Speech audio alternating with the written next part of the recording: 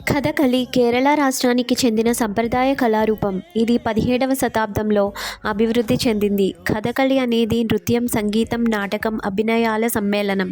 ఇందులో ప్రధానంగా హిందూ పురాణ కథలు ప్రదర్శించబడతాయి. ముఖ్యంగా రామాయణ మరియు మహాభారత కథలు ఆధారంగా తీసుకుంటారు.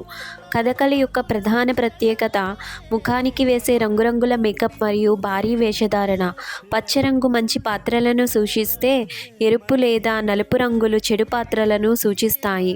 పెద్ద తలపాగాలు, ఆభరణాలు, విస్తృతమైన వస్త్రాలు ఈ కళకు ప్రత్యేక ఆకర్షణను ఇస్తాయి. ఈ నాట్యంలో మాటలు చాలా తక్కువగా ఉంటాయి. ముఖాభినయం, నేత్రాభినయం మరియు చేతి సంకేతాల ద్వారా కథను చెప్పడం కథకళి ప్రత్యేకత.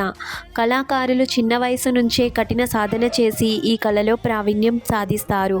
ముగింపుగా, కథకళి భారతీయ సంస్కృతి మరియు సంప్రదాయాల ప్రతీక. ఇది కేరళ రాష్ట్ర గర్వకారణమైన అమూల్యమైన కళారూపం. ప్రపంచవ్యాప్తంగా కథకళి భారతదేశ కళా వైభవాన్ని తెలియజేస్తుంది.